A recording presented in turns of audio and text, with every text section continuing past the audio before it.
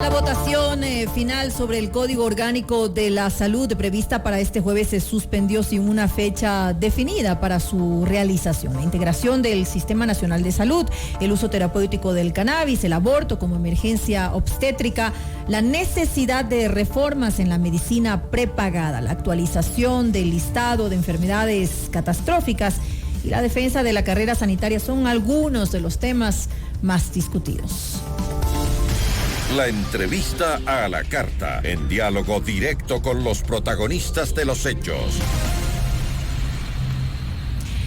Y ya nos acompaña en Notimundo a la carta Sebastián Palacios, asambleísta por Suma y miembro de la Comisión de Salud de la Asamblea Nacional. Asambleísta, muy buenas tardes y gracias por acompañarnos. Gracias, María del Carmen, por la invitación. Un saludo para usted y para todas las personas que nos escuchan.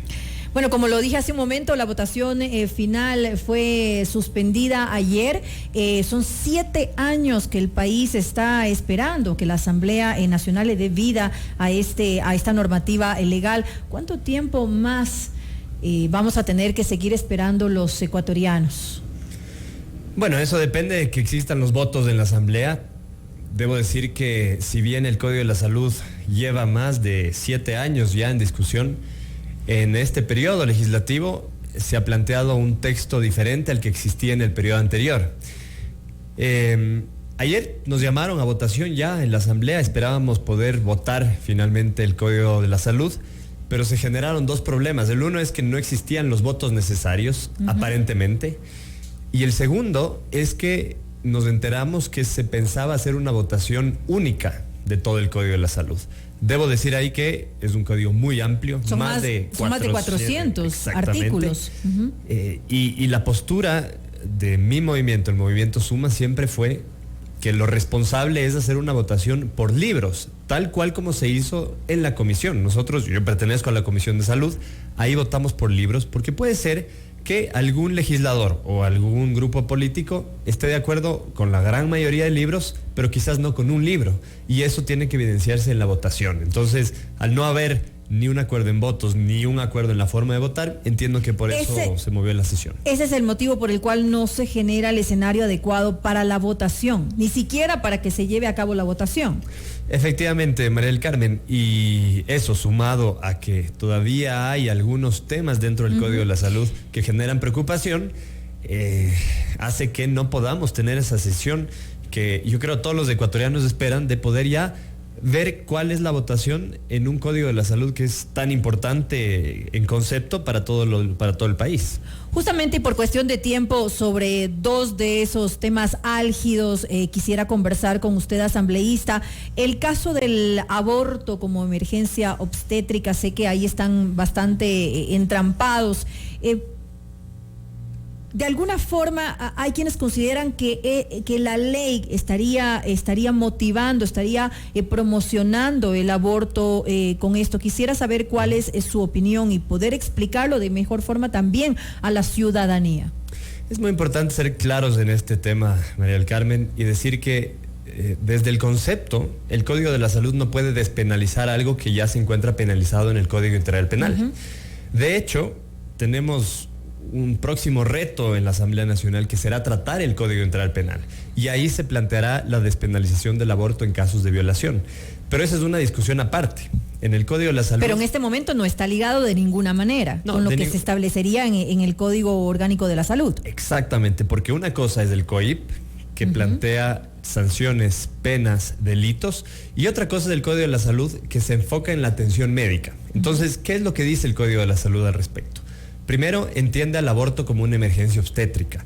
Todos los organismos internacionales lo entienden así, además como un problema de salud pública, por un lado. Pero además, el enfoque que tiene el código es que todo médico que recibe a una mujer con un aborto en curso debe considerarlo una emergencia y por lo tanto debe atenderlo.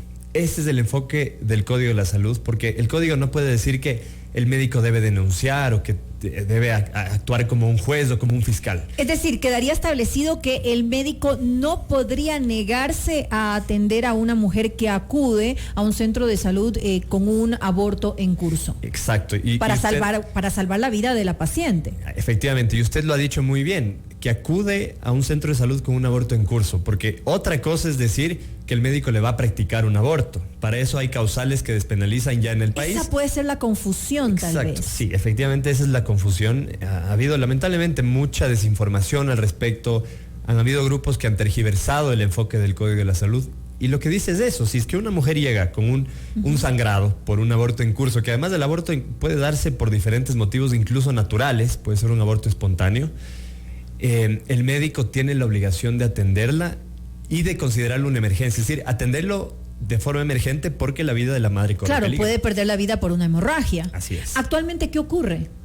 Actualmente nosotros recibimos muchas denuncias, mujeres que acudieron a la Comisión de Salud y nos decían que los médicos, por el temor de que no existe una norma que de alguna manera obligue a que los médicos atiendan esas emergencias, los médicos por el temor preferían denunciar, preferían no atender a las mujeres, evidentemente generando un problema de salud pública y poniendo en riesgo la vida de una mujer que llega con una emergencia. Entonces, aquí el enfoque es el importante, porque si es que el Código de la Salud habla de la atención en salud, el enfoque tiene que ser hacia allá. Después trataremos del Código Integral Penal, que habla sobre las penas, las sanciones y delitos, y el enfoque será otro. Pero hacia el Código de la Salud hay que ser muy claros en decir que lo que dice es que cualquier emergencia obstétrica, un aborto en curso, deberá ser atendido de forma emergente. No legaliza y no despenaliza el aborto. En este caso, el médico no tiene la obligación de denunciar a la paciente,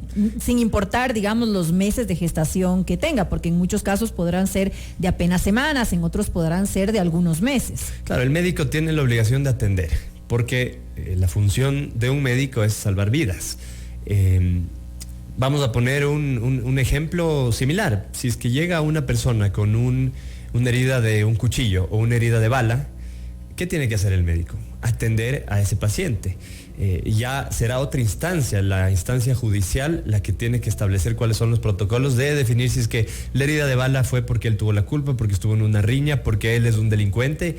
Eso es otra instancia que no es la instancia médica. Entonces esa es la separación que hay que hacer, y un poco eso es la confusión que han tenido muchas personas al unir ambas instancias, cuando un tema es la atención médica y otro tema es la visión en cuanto a delitos y sanciones. Ahora, la confidencialidad de los médicos no es algo nuevo, eso ya se encuentra igual establecido. Totalmente. En cualquier emergencia un médico siempre debe mantener una confidencialidad. Porque se puede pensar que es algo que va a ser nuevo, pero no es así. Ahí también existe una confusión. Así es, así es. En cualquier operación, en cualquier intervención, el médico debe mantener la confidencialidad, lo que quiere decir que si es que usted y yo vamos a cualquier hospital y preguntamos de qué le están operando a tal paciente o cuáles son sus antecedentes médicos, no me pueden dar esa información porque es personal y es confidencial de cada persona. Ahora, justamente sobre esto y lo que decía hace un momento, la posible sanción a la madre permanece tal como se establece en el COIP. Porque esto igual, aunque no se haga la denuncia, esto queda registrado en la historia clínica. ¿Es así? Tiene que quedar registrado en una historia clínica, pero ahí vuelvo a mencionar las palabras que usted mismo dijo, María del Carmen, y es que el médico atiende un aborto en curso. Diferente sería si es que estaríamos hablando que el médico practique un aborto. Cuando nosotros debatamos las reformas al COIP en cuanto a despenalizar el aborto en casos de violación, ahí sí hablamos de que una mujer o una niña llega a un hospital, a una clínica, y pida al doctor le practique un aborto porque ha sido violada. En ese caso, y aquí ya nos pasamos al COIP, ¿no es cierto? En el COIP lo que dirá es que eso se convertirá en una noticia crímenes, que se llama. Es decir, que eso de alguna manera lanza o activa inmediatamente una investigación. Y esto lo que busca es que los violadores no queden inmunes.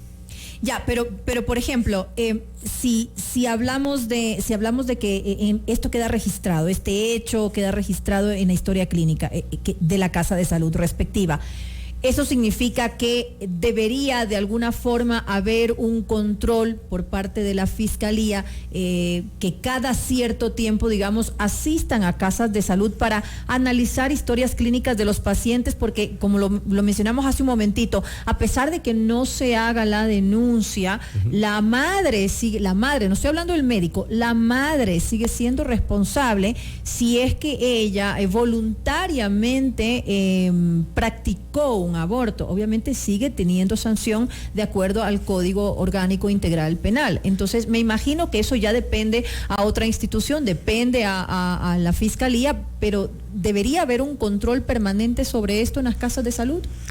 Sí, y lo que el médico tiene que también analizar es primero cuál fue la causa del aborto, porque como he dicho pueden haber abortos espontáneos que sucedan mientras una mujer está en la casa tranquilamente.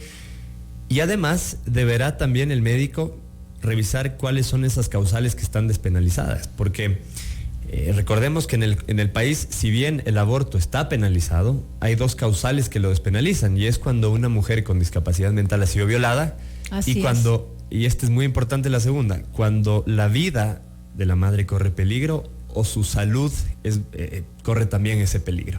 Entonces, todo esto debe quedar registrado. Siempre que un médico hace una atención de cualquier tipo, registra los datos, y esto deberá, en el momento en que la instancia correspondiente, que es la Fiscalía, investigue cualquier caso, pueda definir si es que se dio en un caso natural o si es que fue provocado, obedece a estos causales que despenalizan ya el aborto en el Ecuador, y que en el nuevo debate que habrá sobre el Código Integral Penal se integrará un nuevo causal, que será el que una mujer se pueda practicar un aborto en los casos de violación, es decir, cuando una mujer ha sido violada, ha sido vulnerada, ha sido ultrajada a través de un aborto, y obviamente no podemos nosotros como sociedad y a través de la ley obligar a que esa mujer tenga el hijo, continúe con el embarazo, y si es que decide no hacerlo, sea penalizada con cárcel, que es lo que dice la ley actualmente. ¿Sienten ustedes en la Asamblea alguna presión por parte de los grupos pro vida? Mire, yo no puedo hablar por el resto de colegas, pero sí por mi trabajo y mi responsabilidad como asambleísta, y yo he sido muy cuidadoso en revisar, analizar, escuchar, investigar, leer mucho al respecto y asumir una posición responsable. Lo importante aquí, y de nuevo, ya no hablamos del Código de Salud, ahora pasamos a hablar del Código Integral Penal. Lo importante es que al despenalizar el aborto en casos de violación, nosotros no estamos decidiendo si es que estamos a favor o en contra del aborto. Ese no es el debate. Se ha querido malinterpretar tratando de decir los asambleístas que apoyan o que están a favor del aborto en casos de violación fomentan el aborto. No es así. No es estar a favor o en contra del aborto. Es estar a favor de que una mujer que ha sido violada sea obligada a través de ley a tener ese hijo producto de esa violación, y peor aún, si es que esa mujer decidiera abortar, decidiera interrumpir el embarazo, a través de la ley nosotros establecer una pena de cárcel. Entonces, ese es el enfoque del debate en cuanto al Código Integral Penal. Esto vendrá en los próximos días, de hecho inició ayer, pero habrán más sesiones. Pero en cuanto al Código de la Salud, siempre el enfoque va a ser de la atención médica.